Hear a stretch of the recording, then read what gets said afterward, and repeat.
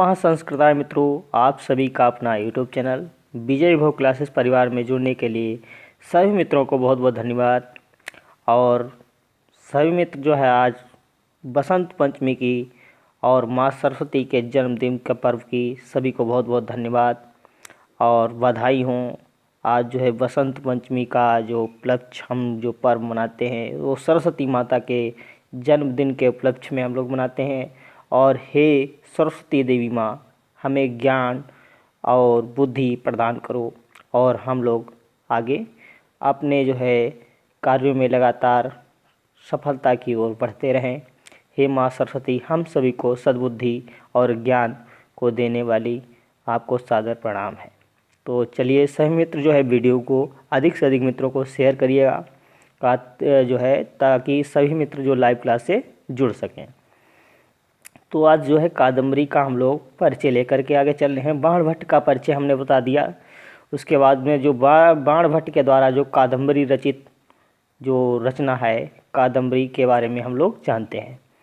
तो देखते हैं, तो जो कादम्बरी के जो लेखक हैं वो कौन है, हमारे बाणभट्ट हैं। तो कादम्बरी के लेखक हमारे कौन हो गए, बाणभट्ट जी हो गए। और काव्य विधा, ये जो है काव्य विधा कैसी है, ये कथा है।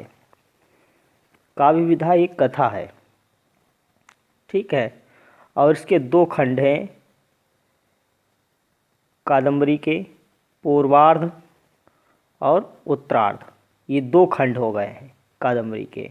इसका प्रधान रस पूछा जाए तो श्रृंगार रस इसका जो है प्रधान रस है। कादम्बरी का श्रृंगार रस जो है प्रमुख रस है या प्रधान रस है।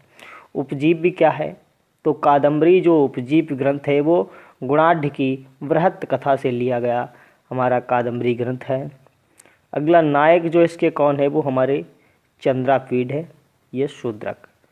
अगर नायक पूछा जाए कादम्बरी के नायक तो चंद्रापीड, और नायिका तो कादम्बरी है। नायिका कादम्बरी, नायक चंद्रापीड कादम्बरी के बताए जाएंगे। आगे बढ़ते हैं। सहनायिका, तो सहनायिका जो हैं वो वैशंपायन पुंडरीक की, तो ठीक वैशंपायन है, ये अगले जन्म में पुंडरीक के अनुसार पुंडरीक बनता है। तो वैशंपायन, सहनायक वैशंपायन। और सहनायिका महाश्वेता, वैशिष्ट, ये 3 जन्मों की इसमें कथा है। कादम्बरी में 3 जन्मों की कथा का वर्णन किया गया है। प्रमुख पात्र, तो प्रमुख पात्र में हम लोग देखते हैं कौन है प्रमुख पात्र। तो प्रमुख पात्र में चंद्रापीड, कादम्बरी, पुंडरीक, महाश्वेता, शूद्रक, तारापीड, विलासवती और शुकनास, मनोरमा, वैशंपायन, इंद्रायुध ये घोड़े का नाम था, पत्रलेखा ये दासी थी, जावाली और हारीत, चांडाल कन्या, सवर, कपिंजल, सुक और हंस और चित्ररथ जो है ये प्रमुख पात्र है, कादम्बरी के प्रमुख पात्र। इसमें से हर्षवर्धन और अन्य कोई नाम लेकर के पूछ दे तो आपके जो कादम्बरी के प्रमुख पात्र में नहीं है। तो कादम्बरी के प्रमुख पात्र भी आपको पूछा जा सकता है, तो ये याद होना चाहिए प्रमुख पात्र। तो प्रमुख पात्र में ये हमारे हो गए हैं चंद्रापीड, कादम्बरी, पुंडरीक, महाश्वेता, शूद्रक, तारापीड, विलासवती, शुकनास, मनोरमा, वैशंपायन, इंद्रायुधु, पत्रलेखा, जावाल, हारीत, चांडाल कन्या, सवर, कपिंजल, सुक, हंस और चित्ररथ। अगला देखते हैं हम लोग क्या है, कादम्बरी उत्तरार्ध की रचना। कादम्बरी उत्तरार्ध की रचना वाण के पुत्र भूषण भट्ट या भूषण वाण पुलिन भट्ट या पुलिंद्र ने की थी, ठीक है। तो कादम्बरी के उत्तरार्ध की रचना वाण के पुत्र जो कौन थे, वो हमारे भूषण भट्ट थे। इनका नाम भूषण वाण या पुलिन भट्ट या पुलिंद्र भी कहा जाता है। तो इन्होंने की थी कादम्बरी के उत्तरार्ध की रचना, वाण के पुत्र ने की थी। कादम्बरी की रीत जो है वो क्या है, पांचाली रीत है।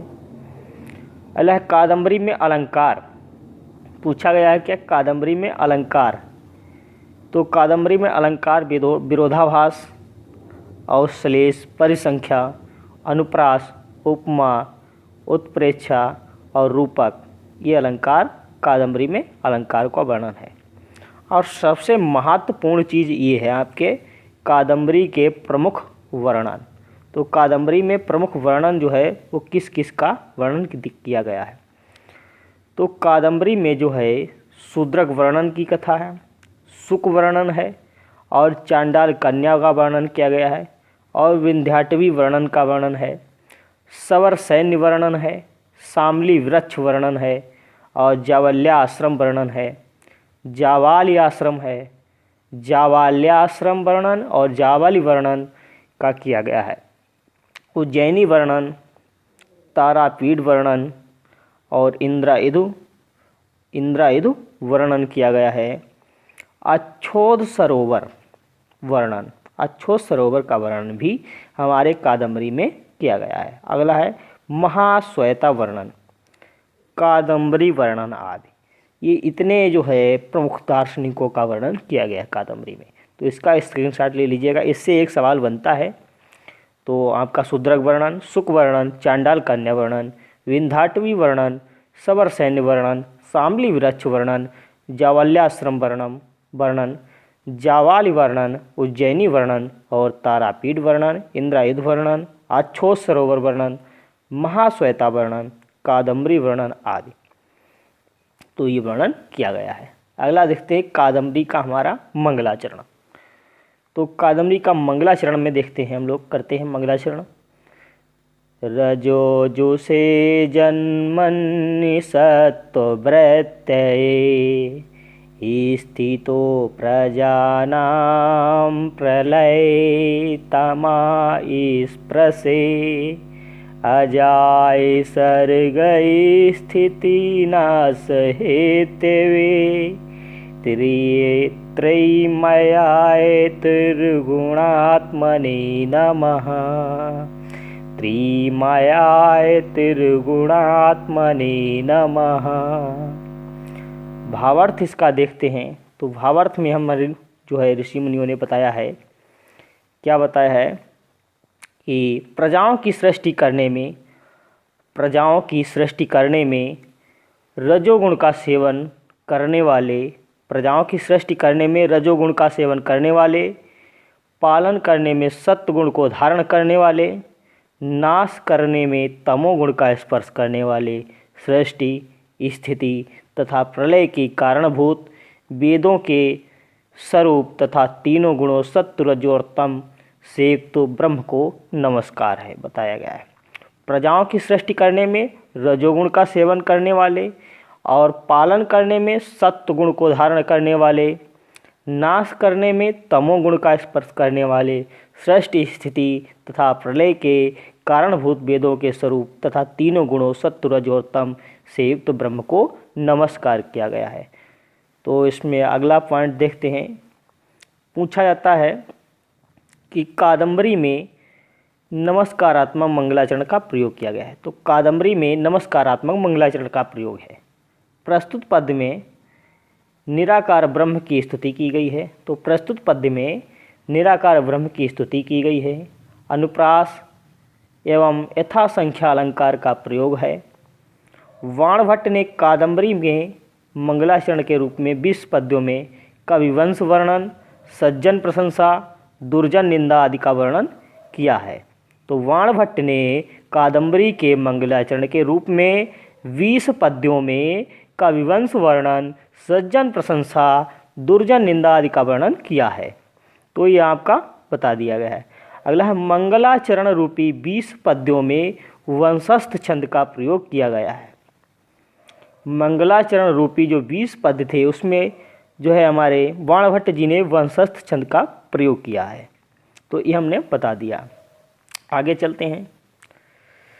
आगे जो है मंगलाचरण के द्वितीय पद्य में, मंगलाचरण के द्वितीय पद्य में भगवान शंकर के चरण धूल की वंदना की गई है। तो मंगलाचरण के द्वितीय पद्य में भगवान शंकर के चरण धूलियों की वंदना की गई है। और तीसरे श्लोक में अगला पूछा गया है कि तीसरे श्लोक में बाणभट्ट ने अपने गुरु भर्व के नमस्कार किया है। ठीक है, तीसरे श्लोक में बाणभट्ट ने अपने गुरु भर्व को नमस्कार किया है। और पाँचवें श्लोक में दुर्जनों की निंदा है। पाँचवें श्लोक में दुर्जनों की निंदा को बताया गया है। छठे और सातवें पद में दुर्जन और सज्जन में अंतर स्पष्ट किया गया है। छठे और सातवें पद में दुर्जन और सज्जन में अंतर स्पष्ट किया गया है। अगला देखते हैं, आठवें और नौवें श्लोक में कथा प्रशंसा है। आठवें तथा नौवें श्लोक में कथा प्रशंसा का वर्णन किया गया है। 10वें से 19वें श्लोक तक कविवंश वर्णन, 10वें श्लोक से 19वें श्लोक तक कविवंश वर्णन का प्रयोग है, मतलब वर्णन किया गया है। और 20वें श्लोक में कादम्बरी कथा की प्रशंसा है। 20वें श्लोक में कादम्बरी कथा की प्रशंसा का वर्णन किया गया है। अगला, कादम्बरी में 3 जन्मों का नाम। तो कौन कौन जो थे वो कौन से जन्म में इनको जन्म मिला है। तो कादम्बरी में 3 जन्मों का वर्णन, पहले हमारे चंद्रापीठ, वैशंपायन, पत्रलेखा, इंद्रायुध और चांडाल कन्या। तो चंद्रापीठ जो है सबसे पहले इनका पहला जन्म जो है चंद्रमा के रूप में हुआ।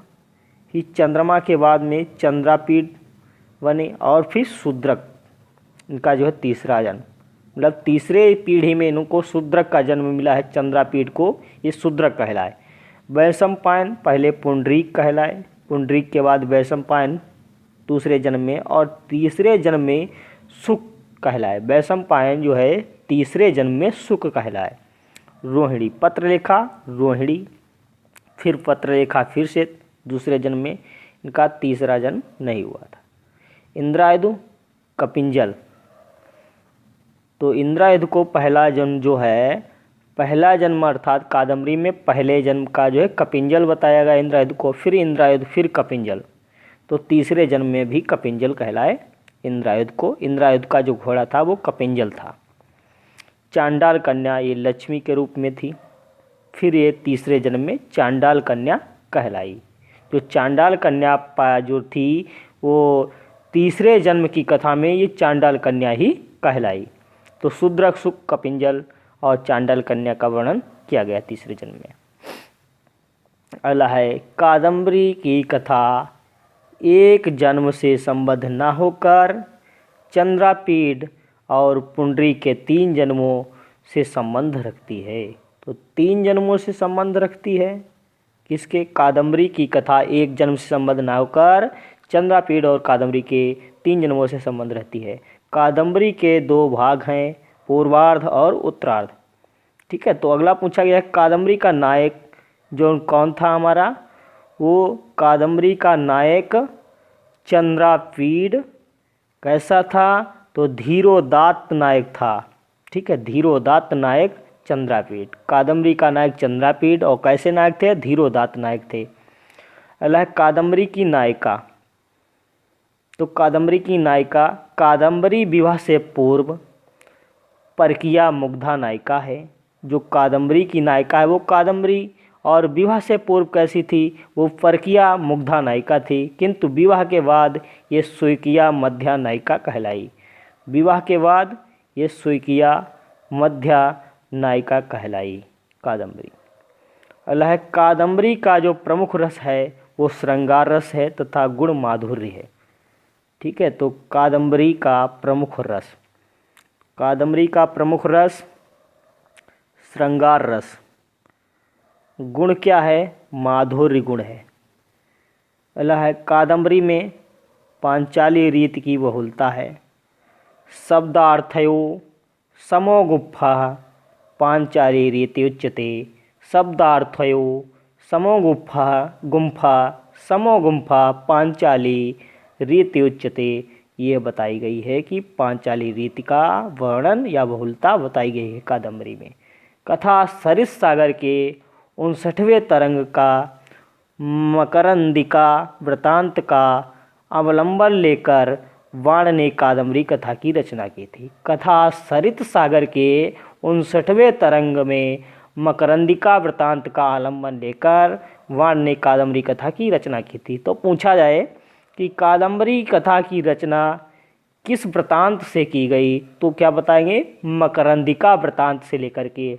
और जो है किससे, तो कथा सरिस सागर के 59वें तरंग से लेकर के जो हम कादम्बरी कथा का अवलंबन किया था। अगला है कादम्बरी का शाब्दिक अर्थ। तो कादम्बरी का जो शाब्दिक अर्थ है वो क्या है, मदिरा। तो कादम्बरी का शाब्दिक अर्थ मदिरा बताया गया है। कादम्बरी के उत्तरार्ध में भूषण भट्ट ने कहा है। तो कादम्बरी के उत्तरार्ध में भूषण भट्ट ने क्या कहा है, तो कहा है कादम्बरी रस भरेण समस्त एव मत्तो न किंचिदपि चेतयतो जनोऽयम। लिखा है कादम्बरी रस भरेण समस्त एव मत्तो न किंचिदपि चेतयतो जनोऽयम, ये बताया गया है। ठीक है, भूषण भट्ट ने कादम्बरी के उत्तरार्ध में कहा है। अगला है कादम्बरी के मंगलाचरण में त्रिगुण स्वरूप अजन्मा परब्रह्म को नमस्कार किया गया है। तो कादम्बरी के मंगलाचरण में त्रिगुण स्वरूप अजन्मा परब्रह्म को नमस्कार किया गया है। यह ब्रह्म प्राणियों के प्रादुर्भाव से रजोगुण युक्त स्थिर काल में सात्विक गुण वाला तथा प्रलय काल में तमोगुण वाला होता है, ये बताया गया है। अगला है कादम्बरी का मंगलाचरण नमस्कारात्मक है। कादम्बरी का मंगलाचरण कैसा है, नमस्कारात्मक है। अगला है कादम्बरी के मंगलाचरण में किस छंद का प्रयोग है, तो वंशस्थ छंद का पूछा गया है। ये क्वेश्चन बहुत इंपॉर्टेंट है, दोनों पॉइंट नोट कर लीजिएगा। कादम्बरी में मंगलाचरण में कौन सा छंद है, वंशस्थ छंद बताना है। तो कादम्बरी के द्वितीय श्लोक में भगवान शिव के चरण धूलियों की स्तुति की गई है। चतुर्थ श्लोक में बाण ने अपने गुरु भर्व के चरणों की वंदना की है। तो ये हमने ये सब बता दिया है। तो आगे चलते हैं। तो ये हमारा हमने बता दिया है। तो कादम्बरी कथा का आरंभ राजा शूद्रक के प्रभाव और उनकी राजधानी विदिशा के वैभव वर्णन से होता है।